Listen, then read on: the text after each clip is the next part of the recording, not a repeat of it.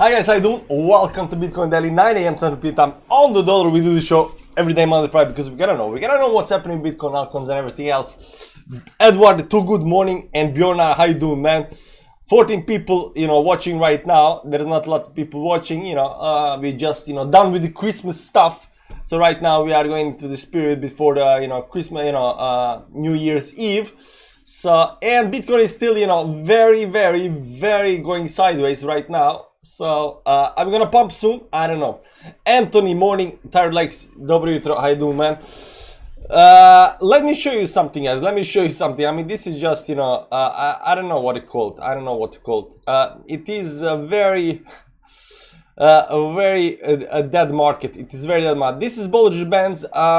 These are showing squeezes and expansions, and you can see right now over here, I mean, we have been going like really getting squeezed for a very long time right now.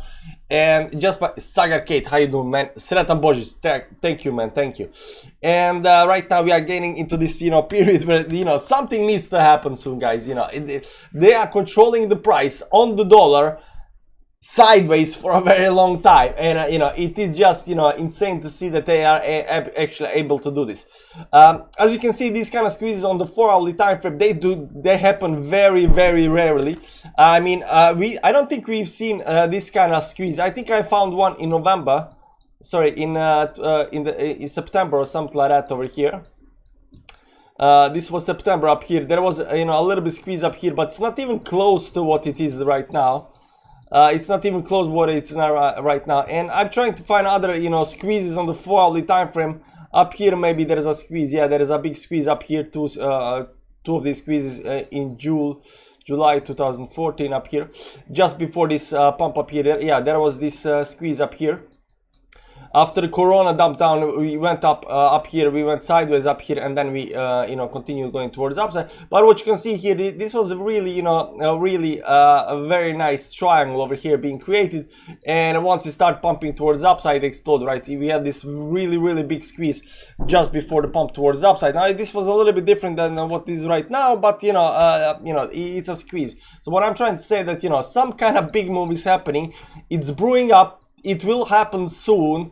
I mean, the volatility will kick in eventually, and it's just a matter of time right now. Right now, it's just a matter of time. So, if people are, hoping for some kind of pump or dump, right now it's time to, put in positions to figure out where it is gonna go, because the big moves are gonna come. The biggest moves are gonna come. Edward, pump it. Prison. Hi guys, when moon? Very soon, maybe very soon. Are we waiting for the a long time since we looked at the moons? So we had the dump moon over here, nothing dumped. On the pump moon we pumped. On the dump moon up here we pumped a little bit. So it does look kind of good as long as we don't dump. And the next next pump moon is around January 3rd, 4th, 5th January up here. I mean, we're just looking at the distance between these lines, so it should be somewhere around here, 5th, 6th or something like that. So if we can continue this consolidation pattern up to the full moon, maybe the full moon will pump us towards upside. I don't know if there is any kind of what are you gonna say, any kind of eclipse or anything like that. We check that out actually. If there is any kind of eclipse or anything like that. Not this one, this chart over here. Not this chart either. There we go. We gotta go. Got it. We gotta go to 2023. This is 2022, 2023. Let's see on the calendar up here. January 3, 4th, Quadris meteor shower. We got a meteor shower 3rd and 4th, and we got a full moon on the 6th. 6th is the full moon, and then we got a new moon on the 21st. But there is no. It's not a special moon or anything like that. The Quadratis is an above average shower with up to 40 meteors per hour. I did speak, so you got a meteor shower very soon coming out. But you can see up here that the Bollinger Bands are really squeezed. So we are getting the move very soon. So is it gonna take a week or something like that? You can also see on the daily time frame that this is on the bottom down here. So the move is brewing up. 2-day time frame also on the bottom. Weekly time frame is actually going a little bit towards downside up here. We can also see that this curvature on the Bollinger Bands is going a little bit towards upside over here. towards the upside, but that's because this recent candle. So if this recent candle just continues going towards downside, it won't be going like this, it will going up down here. So we don't have actually any kind of change just yet in this Bollinger Bands. Now this is not very interesting for us right now, but you know, it's just something that we should, you know, point out a little bit. We said, of course, yesterday that, you know, major level is about around 18.6, 18.7. That's the 20 moving average up here.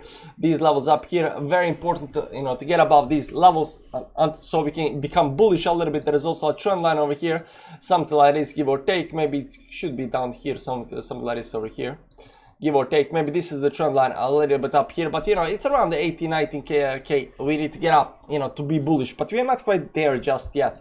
What I'm going to show you right now, we had this rising channel up here for a long time.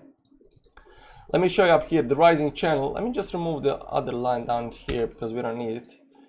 You know, depends on how you draw this. Let's maybe someplace. There we go. We got some kind of nice channel going on over here. I don't know where these lines come from, but you know, it might be this channel up here. So this is a rising channel towards upside, but we get another channel inside this channel up here. What you're gonna see up here right now, we are hitting this, you know, midline up here. We are hitting major levels up here. We are still not dumping on the downside. I mean, this can technically just dump up here and, you know, go through towards downside. I'm not saying it cannot do that. We just looked at yesterday at this part over here, and it does look a little bit bullish, or you know, in the short term. So you know, there is probability that this can actually go towards upside. There is probability. But if you go to the small time frames up here, what you're gonna see up here, there is some kind of another rising wedge up here, which is kind of, you know, by default bearish rising wedge.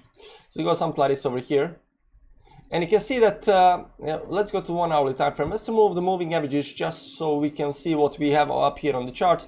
You can see that this bottom line up here is being very nicely confirmed, and right now we got these two tops and these bottoms over here, very nice bottom up here. So we got some kind of channel again up here. Now any kind of rising channel is bearish by nature, but when these bearish channels break towards the upside, it becomes very good. It becomes very good. So right now over here, it looks like it is, you know, it pumped up here, it's losing kind of steam up here. It looks like it wants to go below the channel up here. Then we have to look at the, you know, back down to 16.7 or something like that. Again, if that happens, but it is important to notice that you know, we are on bottom of channel, but we are still above the moving averages on the 1 hourly time frame, because this 1 hourly time frame. So there is probability to you know, pump, but if it does dump, you know, if we are looking for the doubling of this channel towards the downside somewhere down here, right, 16.7, 16, if that has happened. On the other way, if you continue, you know, in this channel towards the upside over here, if, you know, bulls are able to hold the channel and manage to pull it up to the, you know, midline over here and break the midline towards the upside, I mean, the party is gonna start. The party is gonna start. It's gonna be very nice, and everything's gonna be very dandy and all. Let's see up here. This is 27. This is right now. Let's go to the daily time frame. You can see here that the DXY is still dumping, guys. The DXY is still dumping.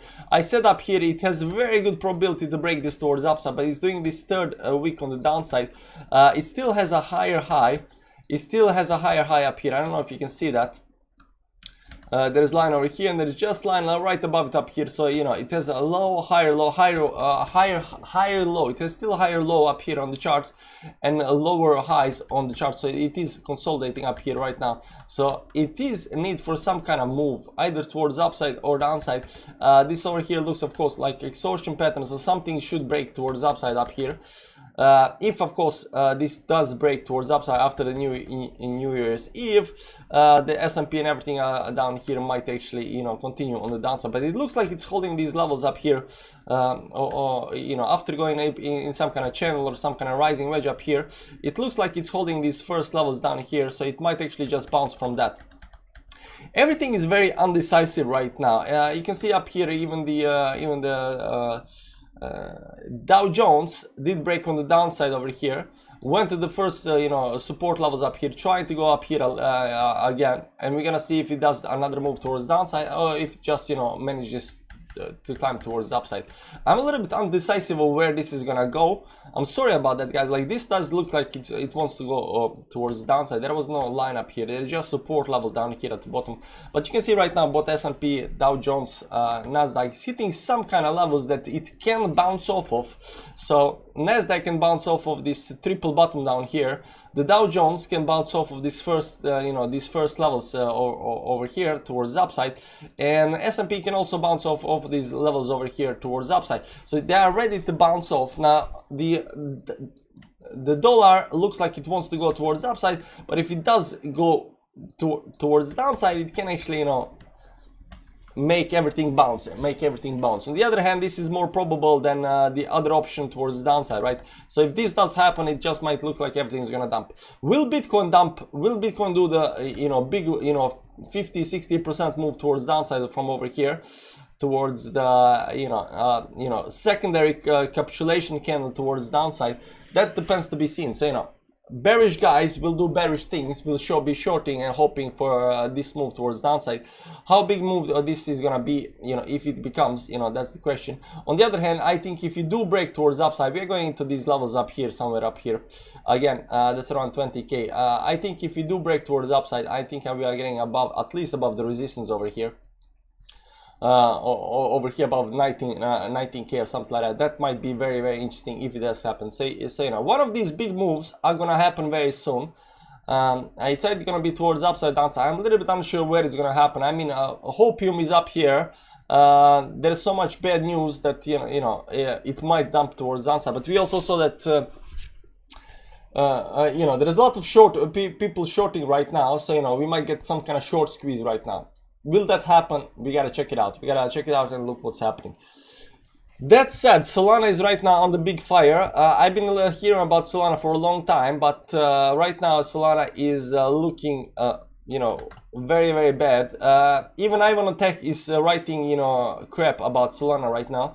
And you can see here Solana went down to, some kind of support. It did what Bitcoin did, but it's still, turning towards downside up here. Can it bounce up here? I think it might bounce because, everybody's so bearish on Solana right now. But what's gonna happen with Solana? It haven't broken the trend. Up here, it might have broken the trend. Let me see up here. Yeah, Solana did actually break the trend up here, but once it broke this downtrend over here, it just kind of went sideways. So it does this up here, which is not actually a strong move, because when you break the trend, you should actually have a nice pump up here. And it just went sideways and continued dumping on downside, which is not actually a very optimistic look on the Solana. Let me see this line up here. What is this line? He said that this is this is more legit line because this is the first first move, second move, third move. So you got these two lines up here. Still needs a while to get up. 449. Thanks, man. Hope you have a good Christmas with your family. Let's build up the trade fund for the big swing upwards. LTC. Trade fund for the big move up, the LTC. I don't know about the big, things. Don't read the news, read the charts, guys. Yeah, don't read the news, read the charts. That's our motto, TFN's club motto. So I don't know when it was the last time we were actually looking at this move up here. But it did nice pump up here. Okay, let's remove a little bit up here. The Litecoin actually looks a lot better than Bitcoin though. Why is Litecoin looking so good? Is this on the daily time? This is actually on the daily time frame, May, June. I mean, Litecoin looks so much better than Bitcoin. Why is this so? Why is this so?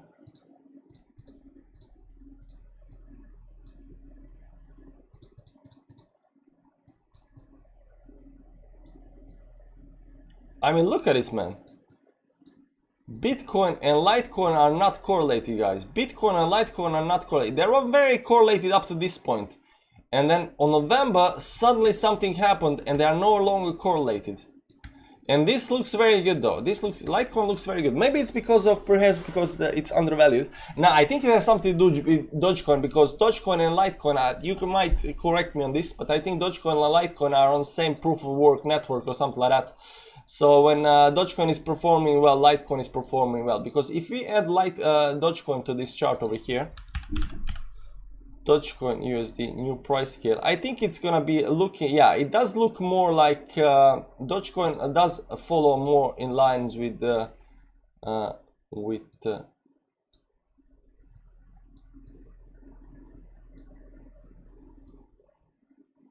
See, Dogecoin looks more like you know, this middle one is Dogecoin, and you can see that Dogecoin looks more like you know, LTC chart pumps, you know, LTC pumps, stamps, you know, Dogecoin ups, these stamps. This went you know, a little bit up here, but it was holding very well towards the upside up here. Then Dogecoin had this move up here. It was holding well until it could not longer and just went a little bit down. It looks stronger than Dogecoin, but it's definitely following more Dogecoin than it's actually following Bitcoin right now. So you know, something to, you know, merge mining, I don't think they are correlated. Yeah, I don't know, but it looks correlated on the charts. So, you know, read the charts, don't read the news or mining. It leads. It might be leading. It might be leading. I don't know. I don't know. Up here, you know, it did. But you know, if you look at this part over here, like over here it dumped over here, but you know, you cannot say it's leading because Dogecoin was actually dumping a lot sooner until this move up here. Then it just went down. It's more volatile than Dogecoin. It looks like that, but you know, it might have something to do with Dogecoin though. I am pretty sure the reason it's not following Bitcoin anymore is something that has to do with Dogecoin. So now there is that.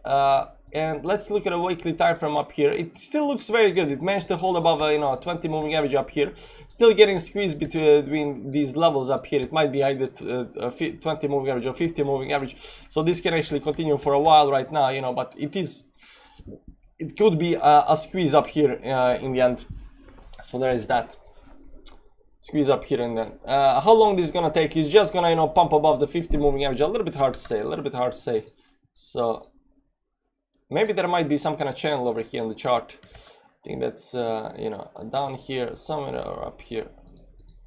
Yeah, it looks like some kind of support line down there. Let's assume this.